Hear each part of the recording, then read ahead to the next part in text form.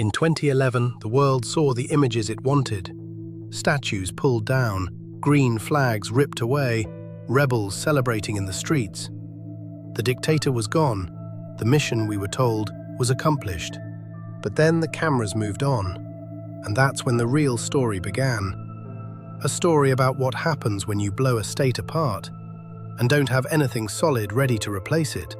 In this episode, we're going to look at Libya after the fall of Gaddafi. How militias, warlords, and foreign powers rushed into the vacuum. How a liberated country slid into chaos and proxy war, and what that actually felt like for ordinary Libyans. Every regime, even the harshest, does one basic thing. It acts as a referee. It decides who has the guns, who collects the taxes, who gets to imprison and punish. When you remove that referee overnight, the game doesn't stop. It just gets bloodier. After 2011, Libya technically had a transitional government. It had councils, ministries, and a new flag. But on the ground, power belonged to whoever held territory, weapons, and men. The army had fragmented. Police were weak or absent in many areas. Prisons and arsenals were thrown open during the war. Weapons, small arms, rockets, even heavy equipment flooded out across the country and into the hands of local groups. Imagine a country where almost every neighborhood has its own armed crew, where the line between revolutionary brigade, local security committee, and gang depends on who you ask and what day of the week it is. That's the Libya that emerged in the years after the regime fell. In some areas, former rebel brigades became de facto authorities, running checkpoints, collecting fees, and enforcing their own rules. In others, tribal or town-based militias claimed the right to protect their people and punish their enemies. During the war, many militias saw themselves as heroes. They had fought Gaddafi, lost comrades, and helped bring down a 4-decade dictatorship. After the war, they expected rewards, recognition, influence, maybe a say in how the new Libya would be built. When the new political elite couldn't, or wouldn't, integrate them into a unified security force, many militias kept their guns and grew more independent. Some guarded ministries and state institutions while still answering only to their own commanders. Charismatic leaders emerged. Ex-rebel commanders, tribal figures, ideologues. Some genuinely believed they were protecting the revolution. Others saw an opportunity to carve out fiefdoms, controlling smuggling routes, detention centers, and pieces of the oil economy. The line between revolutionary and warlord is thin when the state is weak. If you have guns, a loyal following, and access to money, you effectively become a mini-state. You can arrest, you can tax, you can fight. And there's not much anyone in a suit in the capital can do about it.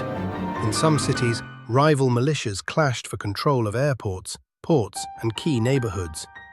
Civilians found themselves trapped between armed groups claiming legitimacy from the same revolution, but firing on each other in the name of security and justice.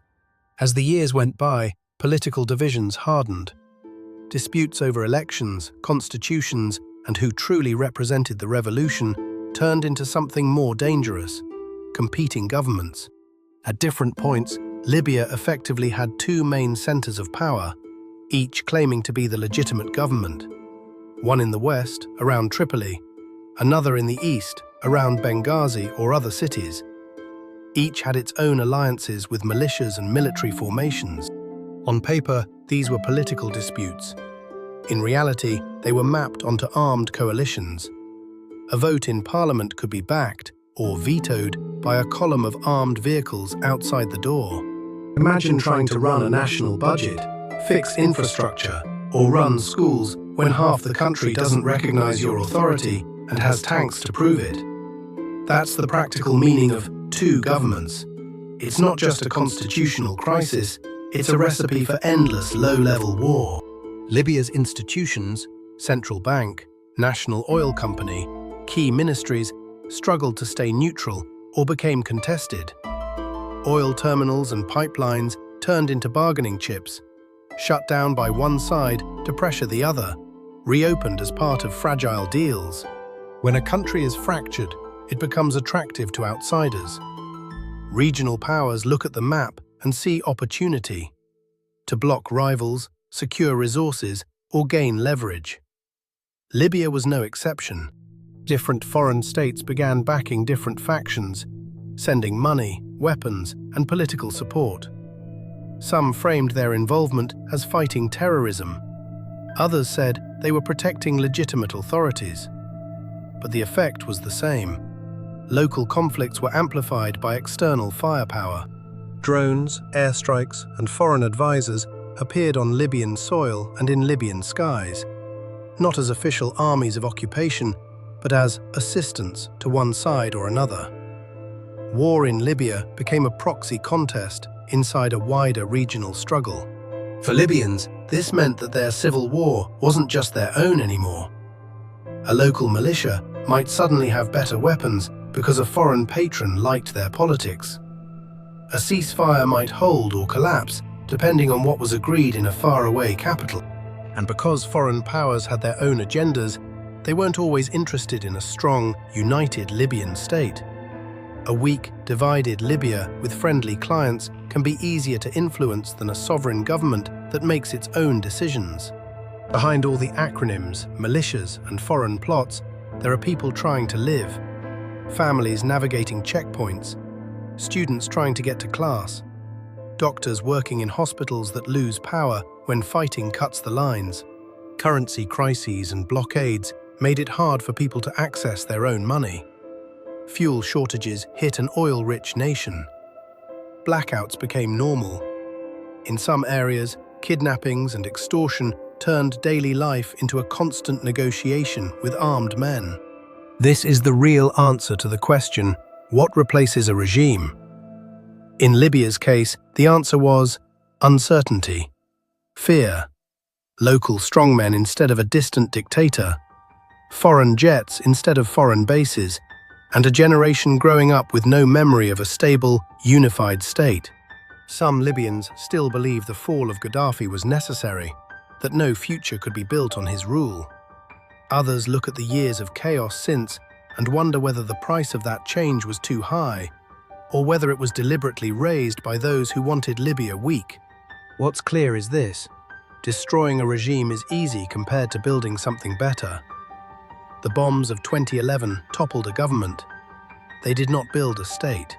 In the next episode, we're going to zoom out and place Libya in the new Middle East map. How Turkey, Gulf states, European countries, and others see Libya today.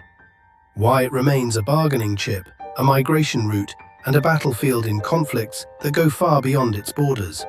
If you want to understand why Libya's war never really ended, and how it ties into the wider struggles reshaping the region, hit subscribe, turn on notifications, and share this with someone who thinks the story ended when Gaddafi died. Tell me in the comments, in your view, what would it actually take to build something better in Libya now? Is it even possible, while so many militias and foreign powers still have their hands on the chessboard?